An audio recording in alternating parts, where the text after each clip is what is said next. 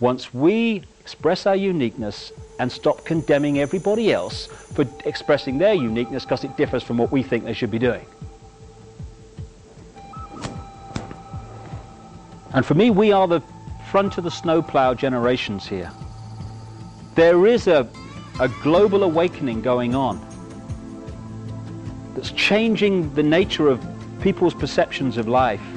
You know, when I look at people, I see them standing symbolically in an eggshell. Inside the eggshell is that very narrow area of our consciousness that we actually operate on in this three-dimensional world. And that very narrow area, first gear as I call it, is a doddle to manipulate by messages hitting us through the eyes and the ears constantly. Outside of the eggshell is our multidimensional consciousness, not some other external entity, our own multidimensional I going on into infinity. An infinity of love, understanding, wisdom, knowledge. Because, you know, people say you have to seek enlightenment. I don't agree with that. Enlightenment's never gone away. Enlightenment is sharing exactly the same space as ignorance. It's just on a different vibration, that's all. What I feel, my view anyway, we need to do is not seek enlightenment, but remove the barriers that are keeping enlightenment out. And that is the eggshell. An eggshell made up of fear, guilt, resentment, lack of self-esteem, I can't, limited imagination of ourselves. Fear. And when that starts to crack, and it's cracking for more and more people, multidimensional self starts to get access to reconnect with first gear self. And at that point, we start to perceive ourselves and life very different. Symbolically, I feel that what's happening is there are vibratory changes going on around the planet as a natural course of human evolution, which are cracking this eggshell, this low vibrational energy that is our prison. And so the light, if you want to call it that, the multidimensional self, the infinite self, is starting to get in and reconnect with this self. Suddenly, and I get 2,000 or 3,000 letters a year now from people of all walks of life, increasingly from around the world, and the same experience is being experienced by all these different people.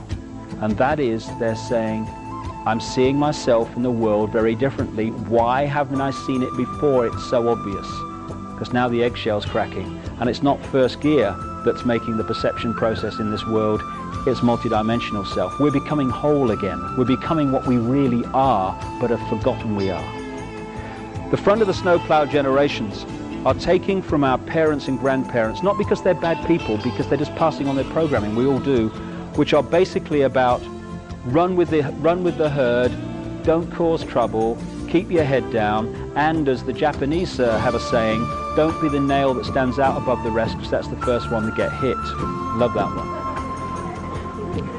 And we're passing on to our, not just our children, but to ourselves, because this is a really here and now thing, thought patterns that say, you be you, whatever you is, and respect everyone else's right to be them. And the people between that and that are our generations. If we can let go of our own fear, we can remove fear from the world. Because the world is merely the sum total of human imagination of ourselves. When we change our imagination of ourselves, what we call the world dramatically changes. The world is just a second-by-second physical replica of the human mass imagination of ourselves.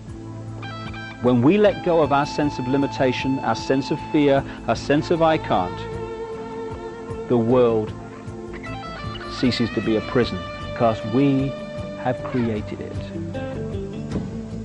There's a wonderful singer in this country, a German called GrEENZILLA, who, it's a lovely song, which goes, we are the power in everyone.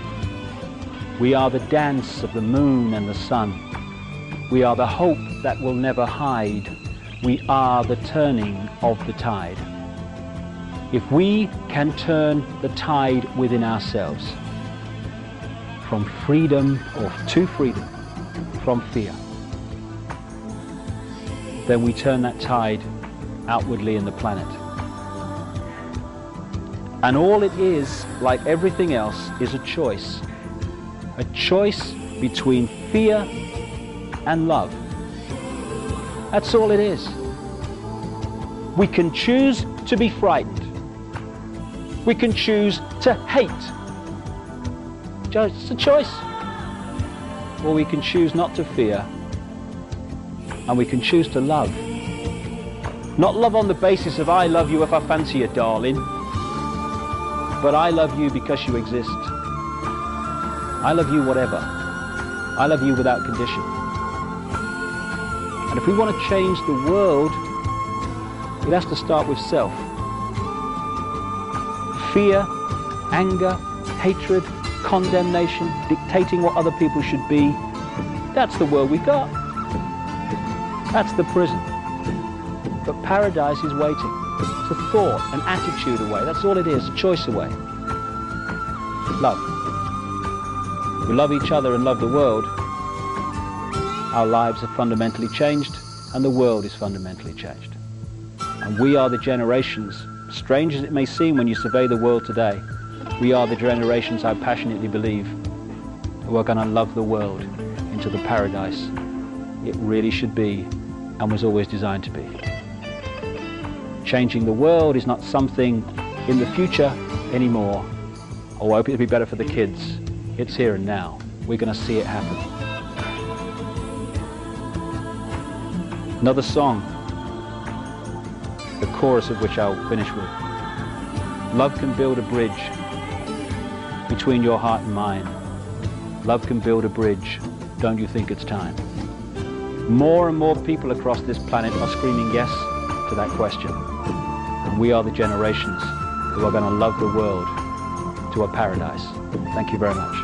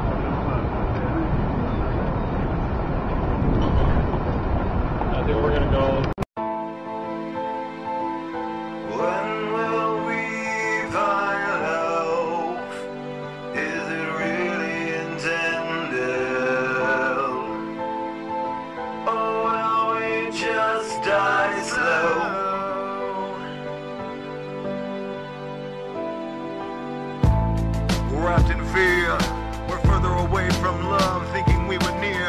But in the adolescent, convalescent rays of sunshine that hit my mind and become borderline. Take me back to life in another presence where I was an angelic force and something of an essence, bringing happiness and faith to people in a certain way that I can recreate today. Encapsulating a form through audio waves, penetrating a soul all alone.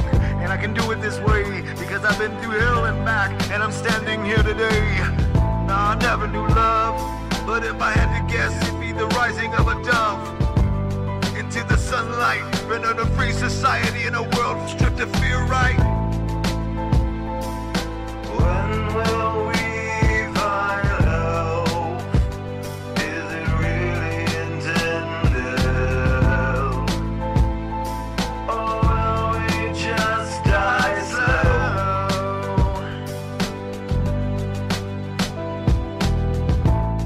Thinking of my daughter's life, she's only 9 years old, wondering if she'll be free in life. Get a fair shot in life, like me and you did as kids growing up and shit, right? Like that it won't change. Crying in the mirror, wondering if I could change and do shit differently. But take a look in my eyes, I don't think I would, G.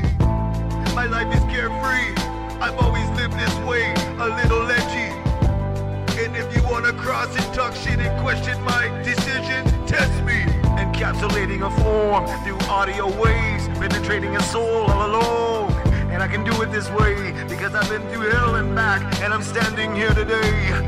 Now I never knew love, But if I had to guess, it'd be the rising of a dove into the sunlight, render the free society in a world stripped of fear, right? When will we find out? Is it really intended? Or will we just die slow?